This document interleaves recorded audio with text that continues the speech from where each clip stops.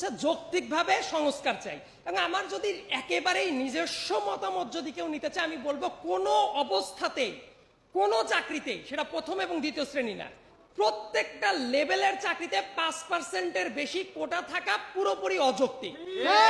গুরুত্বপূর্ণ যে ব্যাপারটা দেখুন, বাংলাদেশের একটা কথা যারা রিড করেছিল, আমি জানি না যে তারা আসলে কখনো সংবিধানটা পড়ে দেখেছে কিনা, তারা বলছে যে বাংলাদেশের সংবিধানের 150 নম্বর যে অনুচ্ছেদটা আছে তার কারণে তাদের এই দাবিটা legitimate. My first question is that বাংলাদেশের সংবিধানের 150 নম্বর অনুচ্ছেদ কেউ যদি পড়ে তাহলে তারা দেখতে পারবে এটার পুরো প্যাটার্নটা হলো অস্থায়ী নোশনে আছে। আপনারা খুলে দেখতে পারেন, যে কাউকে আমি চ্যালেঞ্জ করলাম। এবং 150 নম্বর যে অনুচ্ছেদ, এটার নোশনটা কি ছিল? আমাদের সংবিধান কার্যকারিতা লাভ করে কবে? 1972 সালের 16ই ডিসেম্বর। আর এই যে আমাদের একটা ইন্টারিম রিক্রুটমেন্ট পলিসি রুল যেটা করা হয়েছিল, সেটা করা হয়েছিল 1972 সালের সেপ্টেম্বর মাসে। তার মানে আমাদের যে প্রথম সংবিধান যেটা ছিল তারও কয়েক মাস আগে ইন্টারিম রিক্রুটমেন্ট রুলটা করা হয়। ওই যে 150তম অনুচ্ছেদ এই জন্য আনা হয়েছিল যাতে করে ওই সেপ্টেম্বর মাসের যে রুল যেটা, এটা তো মূলত কার্যকর হয়েছে 1973 সালে প্রথম নিয়োগ হয়, যাতে এইটাকে নিয়ে কেউ আদালতে প্রশ্নবিদ্ধ না করতে পারে। তো পুরো ব্যাপারটাই করা হয়েছিল কি ইন্টারিম রুল আকারে। ইন্টারিম শব্দের মিনিং কি? অন্তর্বর্তীকালীন, অস্থায়ী। স্বাধীনতার 54 বছর পরেও এটা কি অস্থায়ী আছে? মানে একটা দেশ 50 বছর অতিক্রম করে 54তম বছরে পড়ছে, এখনো কি সেই অস্থায়ী বেসিসে সেটা চলা উচিত? উত্তর হইল কখনোই এটা চলা উচিত না। এবং কোটার যে ব্যাপারটা আমি সবসময় বলার চেষ্টা করছি, এই কোটা তো টেকেন ফর গ্রান্টেড না। লাইক আপনারা যে এই যে সমাবেশ করছেন, মত প্রকাশের স্বাধীনতা, সংবাদপত্রের স্বাধীনতা, সভা সমাবেশের স্বাধীনতা, এগুলো সবই মৌলিক অধিকার। এগুলা কিন্তু টেকেন ফর গ্রান্টেড, মানবাধিকার। কিন্তু কোটার ব্যাপারটা কি? একটা প্রিভিলেজ, একটা এমন একটা প্রিভিলেজ যেটা সরকার ইচ্ছা করলে দিতেও পারে, নাও পারে। আমি বাংলাদেশের কনস্টিটিউশনের কয়েকটা স্পেসিফিক কয়েকটা আর্টিকেলের কথা বলে দিচ্ছি। বাংলাদেশ কনস্টিটিউশনের আর্টিকেল 19 যদি দেখেন, তারপর আপনারা যদি আর্টিকেল 27 দেখেন, 28, 29 এর প্রথম যে সেকশনগুলো আছে সেগুলো যদি দেখেন, দেখবেন কর্মের সমতা, কারো উপর বৈষম্য করা যাবে না, এই ব্যাপারগুলোর কথা বলা আছে। কোটার ব্যাপারটাও আছে ইনডিরেক্টলি। কিভাবে আছে? আপনারা যদি আর্টিকেল 28 এর যদি 4 দেখেন, 29 এর 3 ক যদি দেখেন, ওইটা আপনারা কি দেখতে পারবেন? যে সরকার ইচ্ছা করলে, আমি আবার বলছি, ইচ্ছা করলে কোটার সুবিধাটা দিতে পারে এবং দিলে কেউ বাধা দিবে না। তার মানে এইটা যে একটা স্টেট পলিসির ম্যাটার, এটা কিন্তু এই আর্টিকেলেই বলে দেওয়া আছে। কেউ বলতে পারবে না আমার যে কোটা দিল না এটা আমার অধিকার, এটা বলা যাবে না। আপনারা কিন্তু বলতে পারেন আমরা যৌক্তিক আন্দোলনে দাঁড়িয়েছি, আমাদের রাস্তা থেকে সরিয়ে দেওয়া হলো, আপনাদের মানবাধিকার লঙ্ঘিত হইল, আপনি এটা দাবি করতে পারেন। কিন্তু কেউ এইটা বলতে পারবে না আমার কোটাটা প্রাপ্য অধিকার, সংবিধানে এটা কোথাও বলা নাই। তাহলে যারা এই যে আন্দোলনটা করছে তারা তো আসলে সংবিধান কোনোদিন পড়েই দেখে নাই। আর এই যে কোটা থাকবে কি থাকবে না, সবাই বলছে এটা আদালতের সিদ্ধান্ত। মহামান্য আদালতের প্রতি আমার পূর্ণ সম্মান আছে। আদালত পরিপত্রটা বৈধ কি বৈধ না, সেটা থাকা উচিত কি উচিত না, সেটা নিয়ে কথা বলছে। বাট ইন্টারেস্টিং ফ্যাক্টটা হইল এই কোটা থাকবে কি থাকবে না, এটা অ্যাবসলিউটলি স্টেট পলিসি। আর স্টেট পলিসিটা কে ফর্মুলেট করে? রাষ্ট্র, সরকার।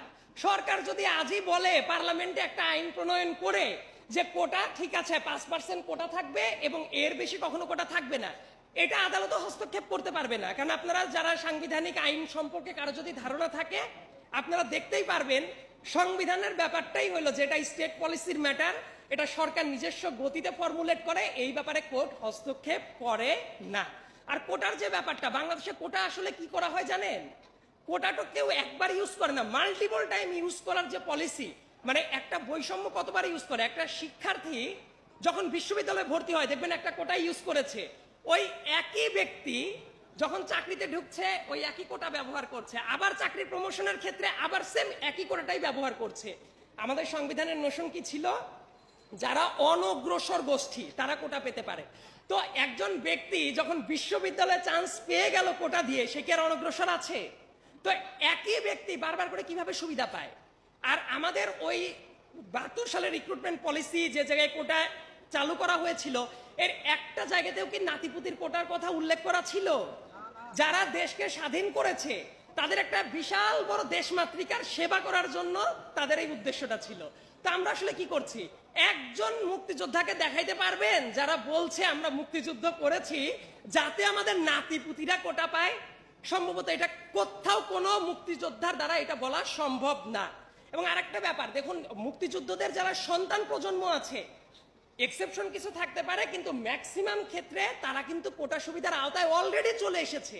কারণ মুক্তিযুদ্ধের টাইমে যদি ন্যূনতম বয়স 12 থেকে 15 বছর হয়, ন্যূনতম বয়স, এখন তাদের বয়স কত? 70-এর কোটায়, তো তাদের তো নাতিপুতি হয়ে গেছে। বর্তমানে এই যে কোটা ফিরিয়ে আনার যে টেন্ডেন্সি যেটা ছিল, এটা কিন্তু মূলত সন্তানদের জন্য না, এটা মূলত নাতিপুতিদের টার্গেট করেই এই প্ল্যানটা করা হচ্ছিল। তো আমার কথা, আমার নানা যদি মুক্তিযোদ্ধা হয় তাতে আমার অবদান কি দেশের জন্য? মেধার স্বাক্ষর যদি রাখতে হয় তারা তো মেধা দিয়ে চলে আসতে পারে। আর মুক্তিযোদ্ধাদের সম্মান করার ব্যাপারটা অনেকে বুঝতে পারে না, মনে করে যে কোটা দিয়েই মুক্তিযোদ্ধাদের সম্মান করা যায়। আসল ব্যাপারটা কি? বাংলাদেশে একটা কথা বলেন তো আমাকে, শহীদদের যে তালিকা সলিডভাবে আজ অবধি করা হয়েছে? মুক্তিযোদ্ধা মন্ত্রণালয় যেটা আছে, জামু কাজে কমিটিটা আছে, তারা অনেকবার করে চেষ্টা করেছিল। শহীদদের তালিকা আজ অবধি করা হয়েছে? আপনারা বলেন তো, আপনারা তো সাংবাদিক, করা হয়েছে? তো তাদেরকে যদি রেসপেক্ট জানাতে হয়, সলিড একটা তালিকা করুক। এবং অনেকেই আছে এখনো তারা সুযোগ সুবিধার বাইরে আছে, তাদেরকে যৌক্তিকভাবে ভাতা দিক। আমার মনে হয় যেসব শিক্ষার্থীরা আন্দোলন করছে, মুক্তিযোদ্ধাদের ভাতা যদি বাড়িয়ে দেওয়া হয়, একজন ব্যক্তিরও কোনো আপত্তি থাকার কথা না। তো তাদের ভাতা বাড়াক, তাদের নাগরিক সুযোগ সুবিধা বাড়িয়ে দিক, তাদের সম্মানটাকে এস্টাবলিশ করুক, এতে তো আন্দোলনকারীদের সমস্যা নাই। সমস্যা ওই জায়গাতেই যখন আপনি তাদেরকে কোটা দিচ্ছেন। আর সংবিধানে কোটার ব্যাপারটা কি ছিল? যারা অনগ্রসর গোষ্ঠী, ঢালাও ভাবে আপনি যখন সবাইকে কোটাটা দিচ্ছেন, এর মিনিং কি দাঁড়াইলো? যে মুক্তিযোদ্ধাদের সবাই অনগ্রসর গোষ্ঠী? আমার কাছে মনে হয় এই দাবি করাটার মিনিং কি? মুক্তিযোদ্ধাদের প্রতি অবমাননাকর মন্তব্য।